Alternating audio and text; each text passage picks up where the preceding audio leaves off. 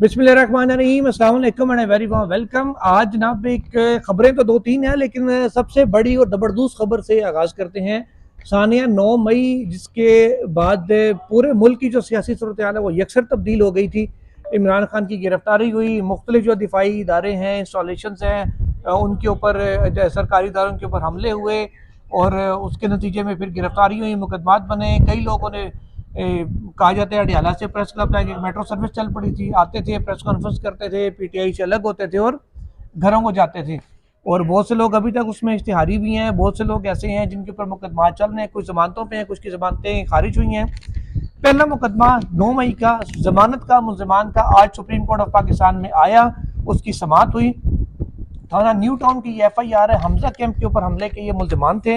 मुलजमान के नाम है, एक सैफुल्ला है, एक अवैस अयाज है, एक नसरुल्ला है, कामरान है और वकास है। ये वो मुलजमान है जो इस वक्त अडियाला जेल में कैद है। उनकी जमानत का यहाँ पर मुकदमा था। इसी मुकदमे में आपको बताऊं कि जो शरीक मुलजमान है उसमें शेख रशीद अहमद अवामी मुस्लिम लीग के सरबराह वो हैं, उसमें शेख राशिद शफीक जो उनके भतीजे हैं और NA-57 से वो उम्मीदवार भी थे। इस दफ़ा अवामी मुस्लिम लीग के टिकट पे, पहले PTI के MNA भी रहे हैं और पार्लिमानी सेक्रेटरी बराए नारकोटिक्स थे, वो भी इसमें मुलजिम थे। इसके अलावा मेजर ताहिर सादिक अटक से जिनका ताल्लुक है वो भी इस केस में नामजद थे। इसके साथ ही साथ सदाकत अली अब्बासी जो PTI छोड़ चुके हैं और इसी केस पर वादा माफ गवाह भी बने हैं। अपने सबका जो कोलीग्स हैं PTI के रहनुमा हैं उनके खिलाफ, वो इस केस में मुलजिम है। अच्छा, वादा माफी नहीं हुई, सिर्फ एतराफ है। हाँ, एतराफ है वो, उसमें उन्होंने वो इसमें गवाह वो बने हुए हैं। करेक्शन के लिए शुक्रिया शोल साहब, लेकिन उन्होंने ये पोर्ट्रे किया था कि मैं वादा माफ गवाह बना। वो 164 की स्टेटमेंट दे आए थे, हाँ जी, इसलिए वो ये कह रहे थे। अच्छा, लेकिन मैंने चेक किया था, उन्होंने कहा जी हम इनको एतराफ में ले रहे हैं, इनको हम चलान करने लगे हैं। अच्छा, तो ये वो केस था जिसकी आज समाअत हुई। जस्टिस जमाल बंदोखेल की सरबराही में ये बेंच था, 3 रुकने, जिसने इसकी समाअत की और उसमें बड़े अहम सवालात भी अदालत ने उठाए और मुलजमान की जानिब से सरदार अब्दुल राज़िक और दीगर जो वकला हैं वो पेश हुए हैं। उन्होंने ये कहा कि बहुत सारी दफात मुलजमान के ऊपर आयद कर दी गई हैं। जस्टिस जमाल बंदोखेल ने पूछा क्या इनसे असला बरामद हुआ है मुलजमान से, तो बताया कि जी असला बरामद नहीं हुआ। फिर पूछा दफात कौन सी, उन्होंने बताया कि दहशतगर्दी समेत तमाम किस्म की दफात इसमें आयद हैं।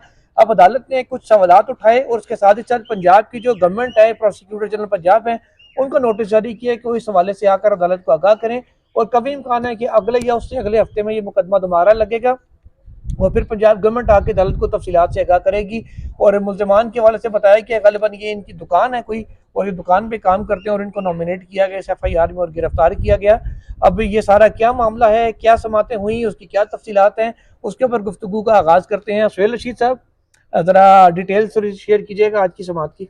देखिए, आज सुप्रीम कोर्ट में एक तो 9 मई से मुतालिक ये केस जो है वो अब सुप्रीम कोर्ट में किसी न किसी तरह पहुंचना शुरू हो चुके हैं मुकदमात। लेकिन ये वो हैं जो सिविल अथॉरिटी में मुलजमान हैं, ये मिलिट्री कोर्ट्स वाले में नहीं है। 9 मई के मुलजमान 2 कैटेगरीज में डिवाइड किए गए हैं। आधे वो हैं जिनको मिलिट्री कोर्ट्स में मिलिट्री की कस्टडी में दिया गया था, 104 हैं तकरीबन, और उनका ट्रायल वहाँ पे चल रहा है फौजी अदालतों में। ये दूसरे वो थे जिनके ऊपर कोई ये इल्ज़ाम नहीं है कि ये किसी मिलिट्री इंस्टॉलमेंट्स के अंदर घुस गए, वहाँ तोड़ फोड़ की, या किसी ममनू इलाके में घुसे हैं, या फिर ऐसी जगह पे इन्होंने ऑफेंस किया है जो कि आर्मी एक्ट के अंडर या ऑफिशियल सीक्रेट एक्ट के अंडर आता है। ये इन पे वो इल्ज़ाम नहीं था। इनके ऊपर था दहशतगर्दी का, क्योंकि उस दिन 9 मई को काफ़ी लोग पूरे मुल्क में निकले थे, 104 तो नहीं थे, वो तो शहर शहर एहतजाज हुआ था। तो उसमें कई टायर जलाना, कई इस तरह का कुछ तोड़ फोड़ सड़कों के ऊपर भी हुई। तो ये वो वाले हैं जिनके ऊपर मिलिट्री को ये रिक्वायर्ड नहीं थे, ये सिविल अथॉरिटीज़ के पास थे और इनके ऊपर दहशतगर्दी की दफात लगी हुई थी। अगर से जुर्म साबित होने पे इनको सज़ा ज़्यादा मिल रही है दूसरों से, क्योंकि वहाँ पे सज़ा कम है और यहाँ पे सज़ा ज़्यादा है और सख्त है। तो इनका अब जमानत का मामला जो है वो सुप्रीम कोर्ट आ चुका है। इसमें अब था तो ये केस जमानत का, लेकिन उस पर रिपोर्ट मांगी गई है पंजाब हुकूमत से मुकम्मल। अब इस केस की जब यहाँ पे आएगी तो ऑफ कोर्स काफ़ी सारी ऑब्जर्वेशन आएंगी। 6 मुलजमान का केस है, लेकिन उसमें से फ़ायदा या नुकसान दोनों काफ़ी सारे उस दिन के उसके ऊपर हो सकता है। और सुप्रीम कोर्ट जिससे कि देखा जा रहा था कि 9 मई पे ये कब इंटरफेयर करती है, उसने खुद तो नहीं, लेकिन जाके अब केसेस यहाँ पे पहुँचना शुरू हो चुके हैं बेल के, वो यहाँ से डिसाइड होने हैं और उसका ट्रिगर डाउन इफेक्ट होगा, वो नीचे तक उसका असर जाएगा। यहाँ से हमने माजी में भी देखा है कि बेल के मैटर में किसी एक बंदे की अगर बेल आती थी तो उसमें कई बार पूरा नया कानून वज़ा हो जाता है, बड़ी उसमें रियायतें मिल जाती हैं, कई नई तरह की आगे नज़ीरें अदालती शुरू हो जाती हैं। नैब के केसेस में तो पूरा नैब को बैकफुट पे धकेल दिया जाता था ख्वाजा साद रफीक वगैरह की बेल्स डिसाइड करते हुए। तो है मामला 9 मई का जुड़ा हुआ और बेल का है, लेकिन इस पे देखना यह है कि सुप्रीम कोर्ट कब इसको दोबारा टेकअप करती है और पंजाब गवर्नमेंट क्या कहती है अपनी रिपोर्ट में इस सारे मामले के ऊपर, कि जो लोग सिविल अथॉरिटीज़ के पास हैं उनके ट्रायल कहाँ चल रहे हैं, कैसे चल रहे हैं। हो सकता है इनके लिए भी कोई डायरेक्शन आ जाए कि आप इतने अरसे में इन लोगों को डिसाइड करें केसेस, और जो बेगुनाह हैं ताकि वो उसमें से बच के निकल सकें। कोई इस तरह की चीज़ भी इसमें हो सकती है। अच्छा, और कमर मेकन हमारे साथ मौजूद है, हमारे तीसरे आज एडहॉक जज दोबारा हमारे साथ आ रही है, भी एक मुस्तकिल हिस्सा बनते जा रहे हैं हमारा, वैसे पहले भी थे और अब भी हैं। बशारत राजा साहब जो हमारे एक मुस्तकिल मेंबर हैं बेंच के, उन्होंने कल वाले हमारे वीलॉग पे कमेंट किया था कि इंशाल्लाह मैं आज हाजिर जरूर होऊंगा। उन्होंने मुझे मैसेज पे भी ये बताया था कि वो आ जाएंगे, लेकिन आज वो फिर नहीं आए। बशारत राजा साहब आप यकीनन वीलॉग वो देखेंगे। रात को कपड़े प्रेस करा रहे थे, जब मैंने रब्ता किया तो कह रहे थे कि सुबह मैंने आना है, कपड़े प्रेस हो रहे हैं जुमे के लिए। तो आज कपड़े मैंने जुमे उनके के प्रेस बाद हो चेक गए। किया कि कपड़े प्रेस हो गए हैं, अगर तो आप आ जाए। तो उन्होंने कहा बस आज चले नहीं मिल गया रमजान है, तो थोड़ी सी मंडे से। गुंजाइश दे दें। मंडे से कुछ केसेस भी जरा लग रहे हैं और कोर्ट एक्टिव होगी तब आएंगे। कमर मेकन वो जर्नलिस्ट हैं जिन्होंने अडियाला जेल में बहुत सी कवरेजेस की हैं। 9 मई का ये मुकदमा न्यू टाउन वाला, ये भी अडियाला जेल में इसकी समाअत हुई थी, जब 500 से ज्यादा लोगों को जो जमानतों पे थे तलब किया गया था। कमर मेकन उस हेयरिंग के अंदर मौजूद थे, उन्होंने वो भी कवर किया था। कमर, कैसे देखते हैं इस केस को, और जो सवालात उठाए गए जस्टिस जमाल मंदोखेल की जानिब से वो क्या है, जरा उससे भी आगाह करें। देखिए, जमाल मंदोखेल साहब ने जो सवालात उठाए वो गवाहों पर भी उन्होंने बात की है, सबूतों पर भी बात की है, असले पर भी बात की है, जो कि अभी तक किसी भी किस्म से साबित नहीं होती चीज़ें कि ये मुलजमान से मिली हैं। और ये चीज़ें जो हैं, जमाल मंदोखेल साहब ने जो सवालात किए हैं सबूत के या गवाहों के या असला वगैरह, वो सारी चीज़ें प्रोसिक्यूशन ने कहा है कि अभी तक ऐसी कोई चीज़ें मौजूद नहीं हैं।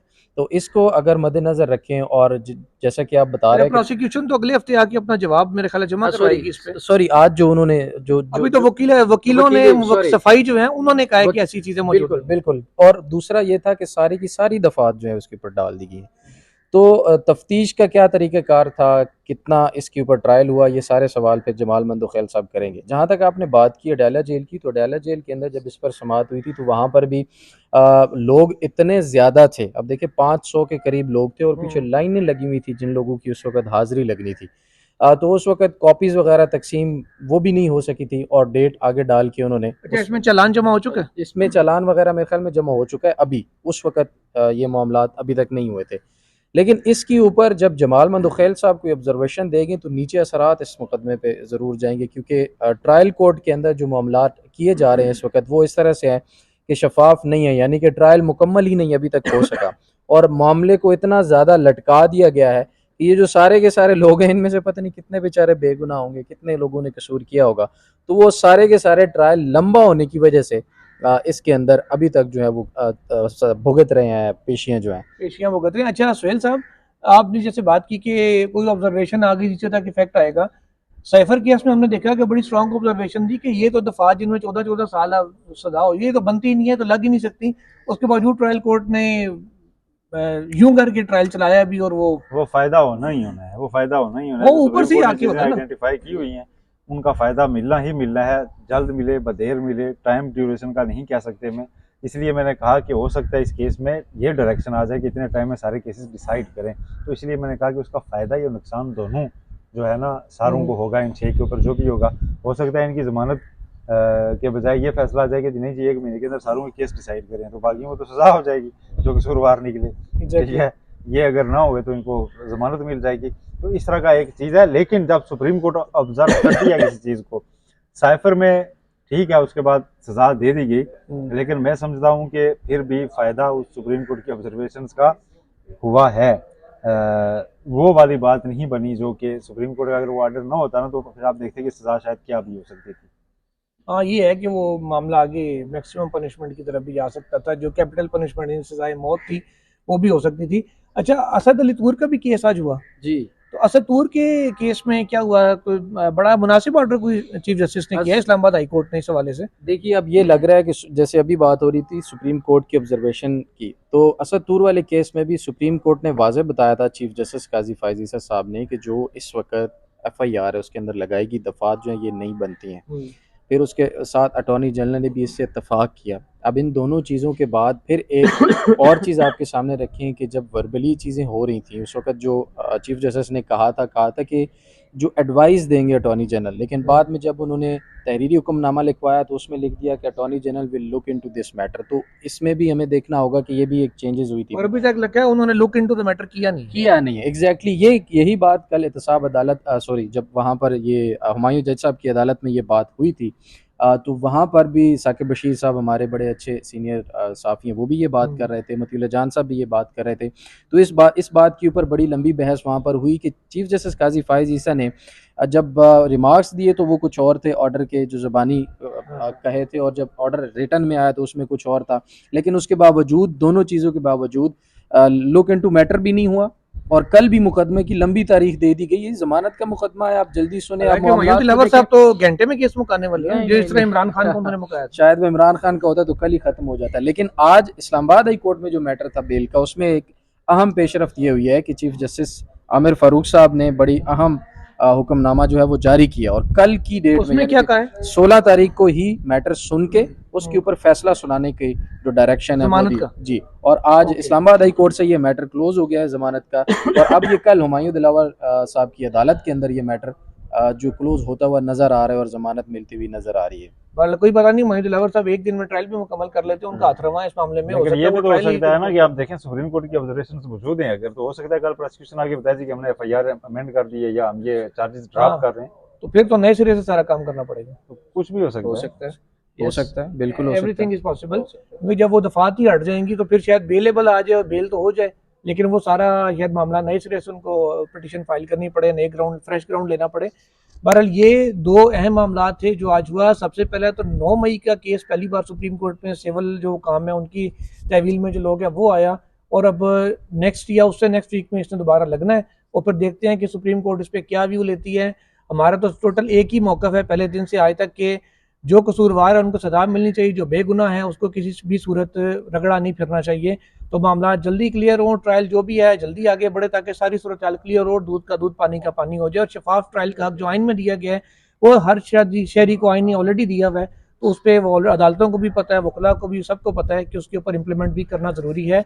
वरना अगर आपने किसी गुनाहगार को भी जल्दबाजी में गलत तरीके से ट्रायल करके सजा दी तो ऊपर बाज़ाहिर जगह इंसाफ होता नज़र भी आना चाहिए, वो नज़र आता हुआ ना हुआ तो उस बेस पे भी सज़ा ख़त्म हो सकती है। तो ये कोर्ट्स को ये मामला है, इस मामले को देखना पड़ेगा। आज के लिए इतना ही, कल मज़ीद खबरों के साथ हाजिर होंगे। टिल देन अल्लाह हाफिज़।